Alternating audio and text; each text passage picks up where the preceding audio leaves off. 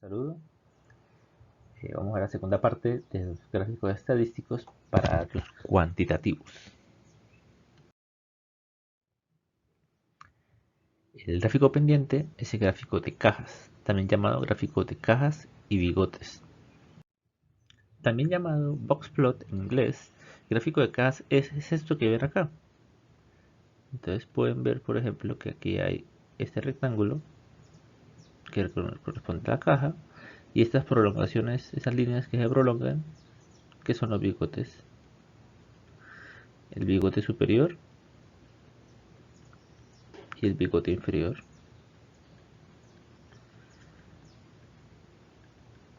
Pueden ver que dentro de la caja hay una raya central y hay puntos afuera. Esos puntos representan los datos atípicos. Miren que el gráfico de cajas y bigotes está orientado en el mismo sentido que una escala métrica. Entonces cada uno de los valores, cada uno de los puntos, hasta dónde va la caja, hasta dónde va los bigotes, donde está la línea central, corresponderán a un punto específico dentro de la escala métrica de la izquierda, al igual que el punto del dato atípico. En este caso, ¿qué mejor forma de explicar qué es un gráfico de cajas y bigotes que haciendo el procedimiento? Entonces, como este gráfico es de los más complicados, de los más complejos de elaborar, es menos intuitivo que los otros, vamos a proceder con este conjunto de datos. Este gráfico de cajas y bigotes es importante recordar que se basa en cuantiles, específicamente en un tipo de cuantil que se llama cuartil, los cuartiles, que son los cuantiles que dividen un conjunto de datos en 4 partes iguales, un conjunto de datos que debe estar ordenado. Por lo tanto, el primer paso será organizar los datos de menor a mayor. Entonces los organizamos colocando las respectivas posiciones de cada uno de los datos y luego hallamos la posición de los 3 cuartiles mediante la fórmula que ya vimos anteriormente, que es la fórmula de la posición del cuantil. Mediante este procedimiento podemos llegar a la conclusión de que el primer cuartil está en la posición 4.25, de que el segundo cuartil está en la posición 8.5 y que el tercer cuartil está en la posición 12.75. Luego buscamos los valores que corresponden. Si la posición existe, pues la posición va a ser el valor de esa posición será el cuartil. Pero si el valor de posición que nosotros hallamos es un valor con decimales, la posición no va a existir y pues tendremos que interpolar. Hacemos la interpolación para hallar cada uno de los cuartiles, o de los cuartiles en este caso, y obtenemos el primer cuartil que nos da 19.25 como resultado de la interpolación entre el valor que está en la posición 4 y en la posición 5, o sea, entre el 19 y el 20. Del mismo modo, hallamos un valor intermedio entre el octavo y el noveno dato, o sea, entre el 22 y el 24, y obtenemos un valor interpolado de 23. Igual, nos da la posición 12 a 75, buscamos un valor interpolado entre el 12 y entre la posición 12 y la posición 13, es decir, entre el 32 y el 33, y eso nos da un valor de 32 a 35 mediante este procedimiento. Y acá tenemos la caja. Entonces en la caja tenemos el primer cuartil corresponde al límite inferior de la caja, el segundo cuartil corresponde a la raya central de la caja. Recordar que el segundo cuartil equivale al concepto de mediana. Y el tercer cuartil es el límite superior de la caja. Entonces la altura de cada uno de estos hitos de la caja deben corresponder con la escala métrica que está a la izquierda.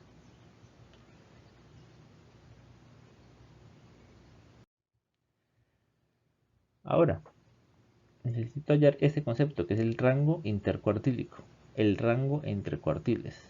El rango intercuartílico es la resta entre el cuartil mayor, que es el cuartil 3, y el cuartil menor, que es el cuartil 1. Entonces hago la resta y me da 13,5, restando lo que me fue el tercer cuartil y el primer cuartil hallado en las diapositivas anteriores. ¿Para qué me sirve el concepto de rango intercuartílico? Pues para determinar si un número está demasiado desviado de lo usual, debo saber qué tanto se desvían los datos normalmente. Entonces, el rango intercuartílico me va a servir como una medida de dispersión.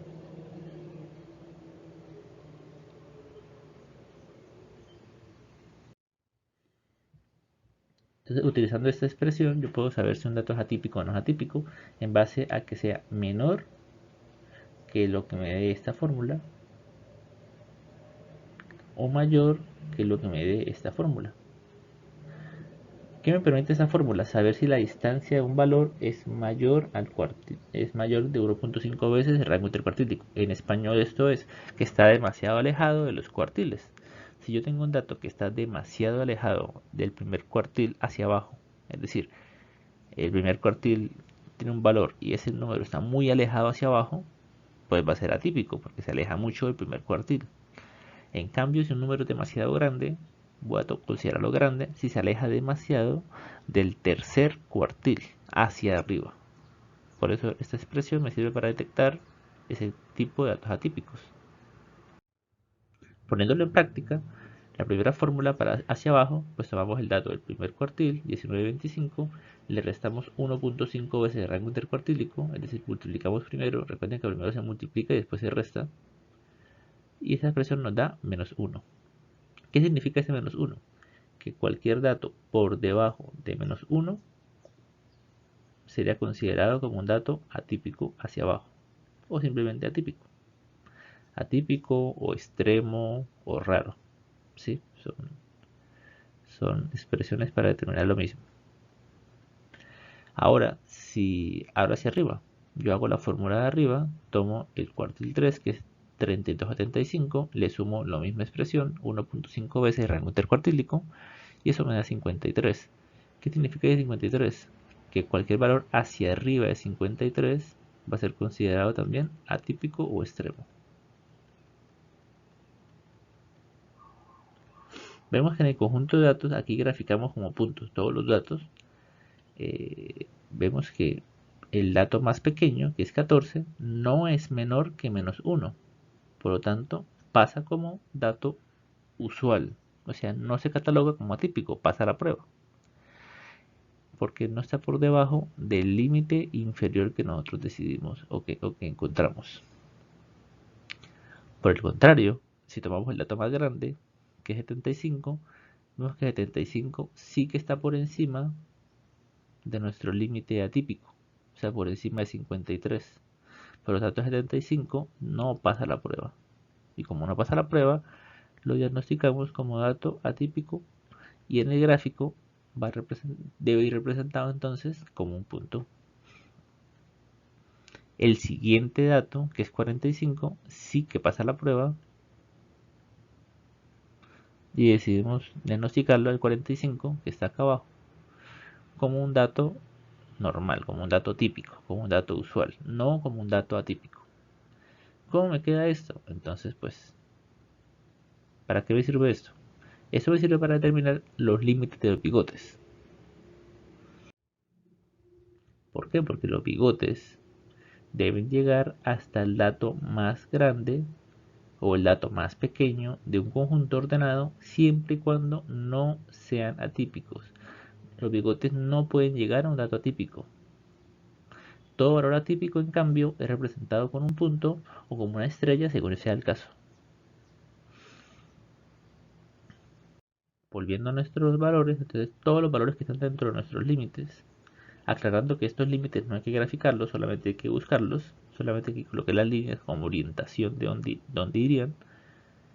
Estos límites, todos los valores que están dentro de los límites se van a representar con los bigotes. El bigote va a ser el valor más grande, el valor máximo, que no sea típico, y el bigote inferior va a ser el valor mínimo. Como el valor máximo que no es atípico es 14, este valor va a coincidir con el bigote inferior. Ahora hacia arriba, el bigote superior va a coincidir con el dato más grande que no es atípico.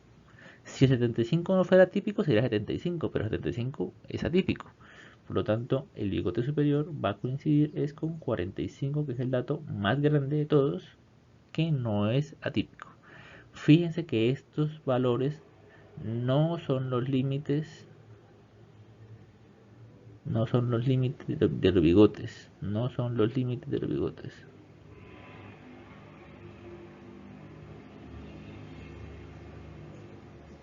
No son los límites de los bigotes. Los bigotes van a corresponder con el máximo y mínimo de los datos. Esta fórmula sirve es para determinar qué valores quedan por fuera, qué valores quedan hacia arriba o hacia abajo. Entonces el valor que se quedó por fuera, pues le coloco como un punto bien notorio. Y acá tenemos prácticamente completo el núcleo, el contenido del gráfico de cajas y bigotes. ¿Qué le falta a esto? Un título de eje, en este caso en el eje vertical, y un título de gráfico. Este mismo gráfico se podría hacer horizontal. Yo podría colocar, por ejemplo, acá la escala métrica con tal variable y ubicar también los valores con un gráfico de cajas y bigotes acostado perfectamente. Eso lo puedo hacer y en este caso pues los valores van a proyectarse en el eje horizontal. No hay ninguna diferencia entre este gráfico y este gráfico. Puede ser acostado o puede ser parado. Supongamos que el gráfico que hicimos ahorita, el conjunto de datos, corresponde únicamente a los varones de un conjunto residencial, y vamos a comparar por género. Entonces lo que graficamos ahorita fueron los varones y lo vamos a comparar ahora con las mujeres, que nos dio un gráfico parecido así. ¿Qué es lo llamativo acá? Lo llamativo es que las mujeres tienden a tener una edad, ya sabemos que todas son edades, mayor que los hombres. Si comparamos cada uno de los hitos, el más importante, la mediana o el Q2, vemos que el Q2 de las mujeres es mucho mayor que el Q2 de los hombres. Recuerden que el Q2 representa la mediana, es decir, representa en qué sector está dividida la mitad de los datos. La mitad de los hombres están de aquí para abajo, la mitad de los hombres, mientras que la otra mitad está de acá para arriba. Fíjense que el límite donde están la mitad de las mujeres es mucho más arriba. Es decir, la mitad de las mujeres tienen valores menores o iguales a un valor aproximadamente de 52 años. Mientras que los hombres, la mitad para abajo tienen, la mitad de los hombres tienen valores menores o iguales a 21 aproximadamente, que corresponde al punto que corresponde a la línea central de la caja. Así como usé el Q2, puedo seguir usando los otros cuartiles. Yo puedo comparar los Q1 y vemos que el Q1 también es más grande en los hombres, es más grande en las mujeres, perdón, que en los hombres. Y yo puedo decir, para interpretar el Q1, que una cuarta parte de los hombres, o sea un 25%, tienen valores menores o iguales a aproximadamente 19, mientras que el resto tienen valores mayores que ese valor, que es el 75%. Fíjese que este límite, en donde está el 25% de las mujeres, es mucho más alto. También comparo también el Q3. El Q3 de los hombres está mucho más abajo que el Q3 de las mujeres. También podría comparar también otros hitos como el número mínimo, que el hombre más joven tiene, tiene aproximadamente 13 años y con esta gráfica, mientras que la mujer más joven, de las normales, de las típicas, tiene un valor de 30 años. Entonces vemos que es también mayor en las mujeres que en los hombres. Hacia arriba vemos que la mujer de mayor edad, dentro de los datos típicos, tiene una edad de aproximadamente 80 y punta de años, mientras que el hombre con la edad típica más común, más alta, perdón, tiene 45 aproximadamente. También es mayor comparando los máximos valores, o sea, los límites de los bigotes superiores. Con eso podemos concluir que las mujeres, claramente, basándonos en los 5 hitos, tienen valores más grandes en las mujeres que en los hombres de edad. Fijémonos ahora en lo de definición de caso atípico. Acá vemos lo que decíamos, la distancia, lo que representa la caja, es el rango intercuartílico. ¿Por qué? Porque aquí está Q1, acá está Q3, y pues la distancia, o sea, la resta entre Q3 menos Q1 es lo que nos da el rango intercuartílico. O sea, esta distancia en morado es el rango intercuartílico. Vemos que es mucho más grande en las mujeres que en los hombres. ¿Qué significa que sea más grande? Pues entonces cuando yo proyecto esta distancia a partir de los otros cuartiles, por ejemplo, a partir del cuartil 3 hacia arriba, vemos que el límite de lo atípico en los hombres llega hasta acá, mientras que el límite de lo atípico en las mujeres llega mucho más arriba. Entonces, al ser el rango intercuartílico más grande, pues se vuelve más exigente en las mujeres ser atípico, porque pues digamos que las mujeres, al tener una variabilidad más alta, recuerden que el rango intercuartílico es una medida de variabilidad, al tener una variabilidad más alta, se admiten valores más extremos para considerar lo atípico. Entonces el límite de lo atípico está más allá de los 85 años en las mujeres, mientras que en los hombres, ya con los 53, ya se consideran atípicos. Eso causa que este hombre de 75 años aproximadamente sea atípico si lo consideramos siendo un hombre.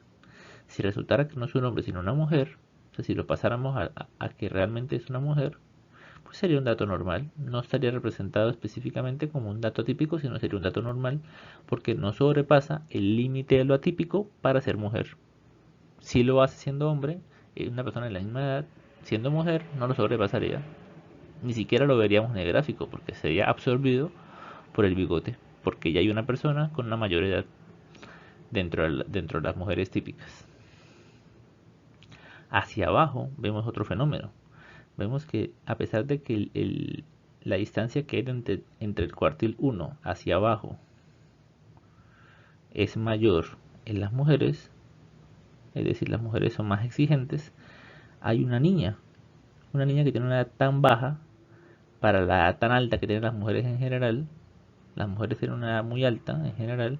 Esa niña está muy separada, es una niña de menos de 10 años. Esa niña es atípica para ser una mujer dentro de ese grupo, dentro de ese conjunto residencial. Tiene una edad atípica, por lo tanto está marcada con un punto porque sobrepasa la distancia que hay entre el límite inferior de la caja y ella. Entonces la represento con un círculo, con una bola, con un puntico. En cambio, si esta niña, si realmente fuera un niño, es decir, si lo proyectara como si fuera un caso de niño, ¿qué pasaría? No sería atípica, porque pues el límite de lo atípico en los niños está en -1, como ya llamamos anteriormente. Entonces, esta edad de esta niña en un niño no sería típico. ¿Qué causaría? Pues que el bigote se prolongaría ahora hacia abajo, porque habría un dato típico con edad menor. Si esta niña fuera un niño, pues se prolongaría el bigote, pero no sería un caso atípico dentro de los niños. Simplemente sería el caso el niño con edad típica más común, menor, con la menor edad típica, y sería el límite del bigote inferior. Acá está lo que se menciona en la diapositiva de la tipicidad. Yo puedo usar un criterio más extremo. Yo puedo usar un criterio de 1.5 veces o puedo usar un criterio adicional de 2.5 veces. Lo que tú que llamaba ya no valor atípico, sino valor ya muy alejado del conjunto de datos. Si yo uso un criterio de 2.5, pues el límite de lo atípico, que era este, aparece otro límite de lo atípico. Un límite que hace mostrarnos valores atípicos más extremos. Si tuviéramos, por ejemplo, esta persona que tiene 75 años y uso el límite de 2.5, vemos que yo puedo graficar los valores por encima de este límite como puntos y por encima del otro límite como estrellas. Con eso ya sé que este dato es muy extremo, es un dato muy extremo. No es un dato simplemente atípico, sino un dato muy atípico o muy extremo. Entonces yo puedo catalogar los valores atípicos en función de la fórmula que yo he utilizado para hallarlos. Eso lo vamos a profundizar en alguna clase posterior. ¿De qué otros gráficos vamos a hablar? Entonces vamos a hablar de otros gráficos que, si ven, algunos no se usan casi, algunos ya en el contexto estadístico son poco necesarios, pues vale la pena mencionarlos para que sepan su existencia. Y un gráfico es el gráfico radial, uno de los gráficos más preguntados cuando ustedes exploran Excel. Es un gráfico que está disponible en Excel desde hace muchísimo tiempo, pero es muy raro, o sea, muy rara su utilización, a pesar de que muchas personas les da curiosidad usarlo. Este gráfico realmente es complejo.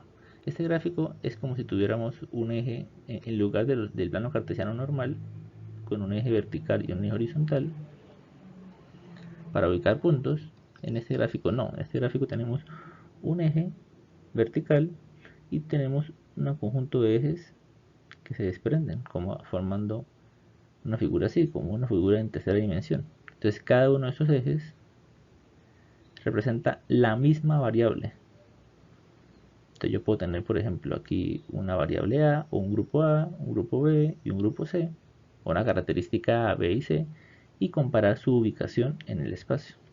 Entonces yo puedo decir, este vale tanto, este vale menos, este vale mucho más, y pues para hacerlo más evidente, pues lo uno los valores, y aquí se puede ver claramente que la característica C es tiene mayor puntuación, la característica de la que tiene menos puntuación, y la A es intermedia.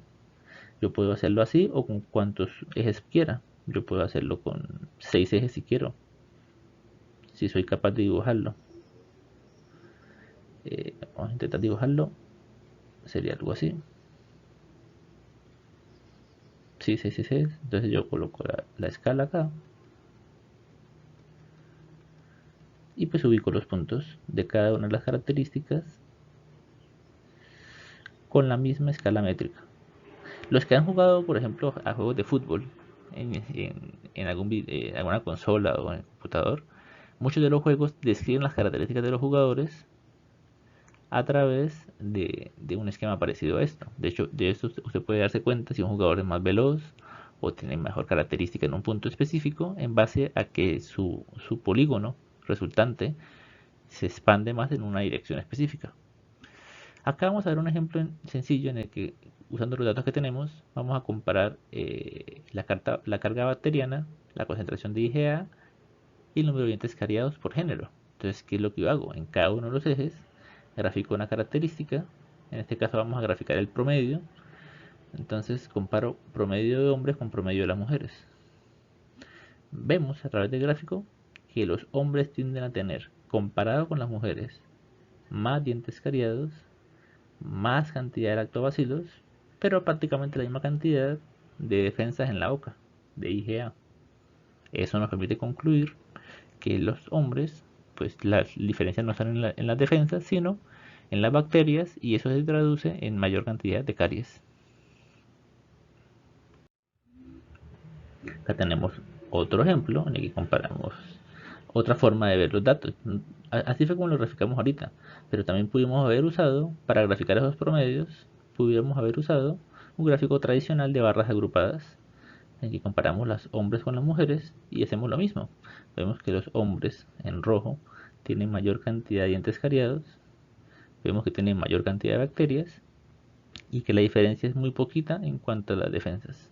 Entonces, el gráfico de radial se puede reemplazar perfectamente con un gráfico de columnas, en este caso de columnas agrupadas. Acá tenemos otro ejemplo, esta vez con proporciones, o sea, con porcentajes, en el que cada eje representa un porcentaje de personas que corresponden a una característica que yo definí anteriormente. Cuántos son hombres, cuántos han tenido caries, cuántos tienen muchas bacterias, o sea, más de 100.000, o cuántos tienen más de 10 miligramos por decilitro de IgA en saliva. Entonces comparo los grupos. Esta vez voy a comparar los grupos según la higiene oral. Entonces cada polígono corresponde a un grupo según su higiene oral. Entonces puedo ver que los hombres tienden a tener una peor higiene oral. Rara vez está en rojo. Acá vemos que es peor la higiene oral de los hombres. O sea, los que son rara vez tienden a ser más hombres se tienden a ser más frecuentemente hombres que los otros grupos, que tienden a ser más mujeres.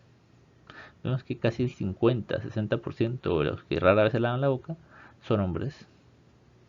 Vemos que los tres grupos se diferencian muy poco en base a la caries, viendo que el grupo que frecuentemente se lava la boca tendría un menor porcentaje de caries que los otros grupos, pero muy discreto. Vemos que si comparamos los tres grupos, el grupo que tiene mayor cantidad de bacterias es el grupo que ocasionalmente y rara vez se lava la boca.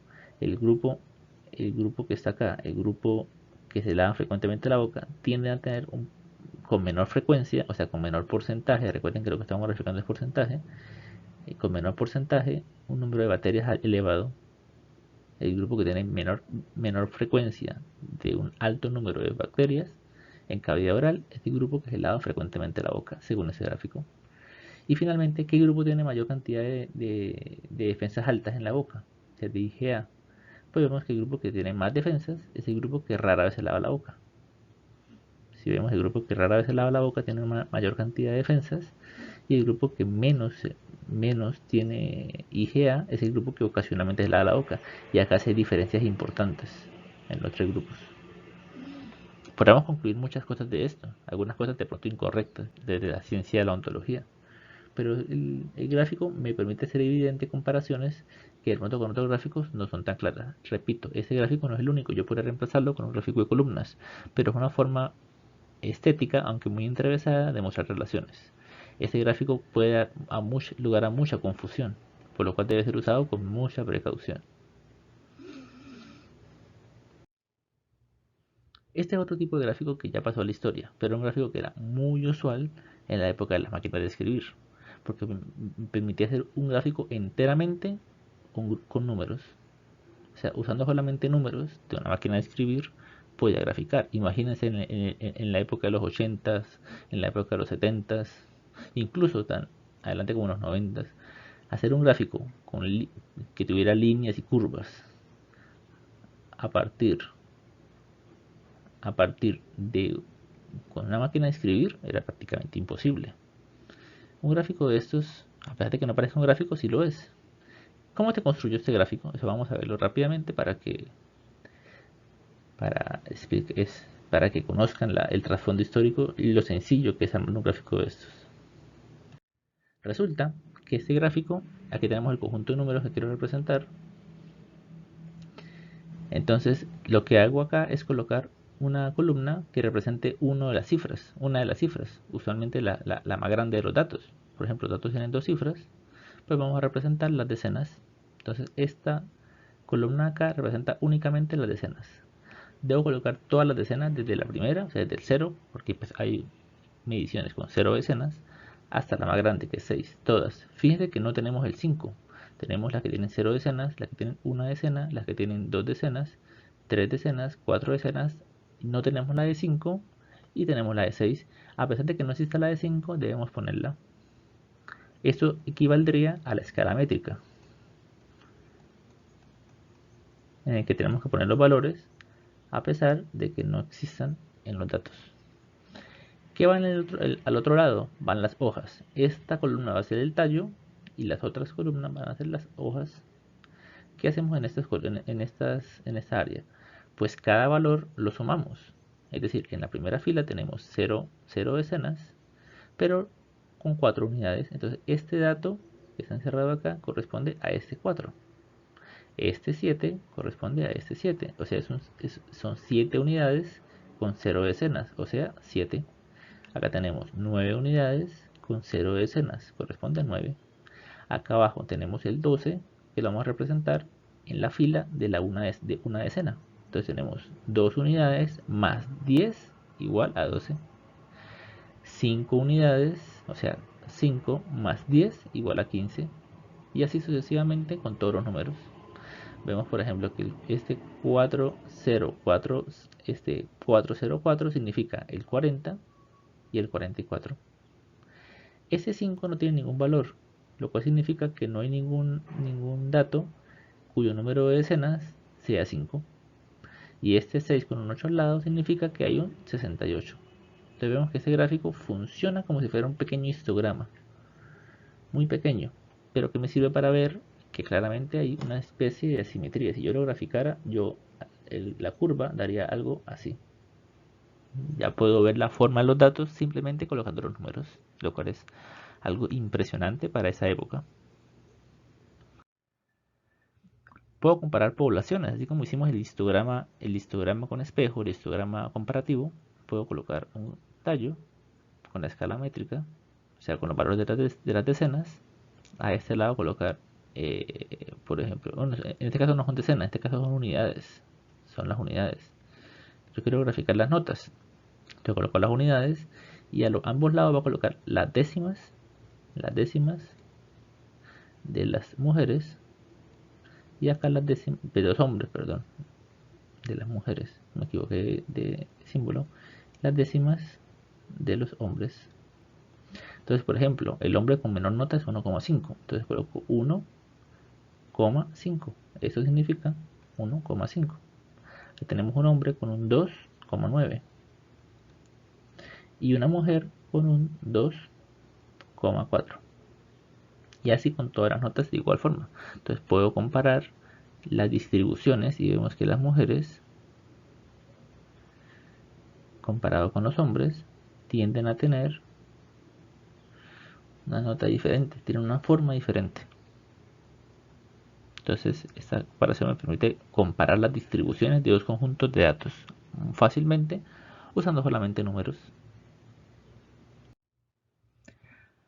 Tenemos los pictogramas, que son una forma muy bonita, muy entretenida de graficar.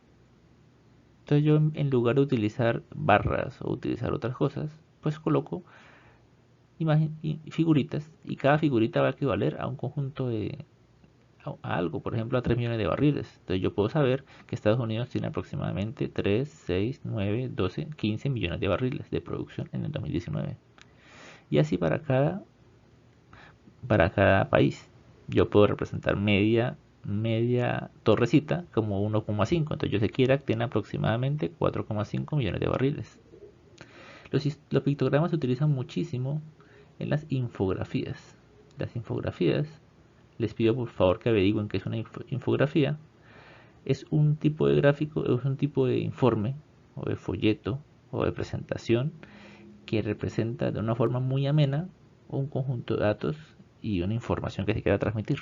Entonces, por favor, busquen qué es una infografía para que se documenten al respecto. Y suelen usar muchos pictogramas. Acá tenemos otro pictograma en el que en lugar de utilizar una figura, aquí usamos es el tamaño de una misma figura. Entre más alta, pues mayor porcentaje. Como si fuera un gráfico de barras o de columnas. Pero en vez de usar una columna normal, reemplazamos las columnas con una figurita. Causa un efecto un poquito más ameno, transmite una imagen un poquito mejor al lector. Si bien hay que tener cuidado con la elección de la figura porque puede dar lugar a malinterpretaciones. Entonces finalmente les propongo este ejercicio. Con ese conjunto de datos que está acá presente, van a hacer un gráfico de cajas y bigotes y un histograma con 6 clases. Un histograma con la frecuencia absoluta o con la frecuencia relativa, con la que prefieran.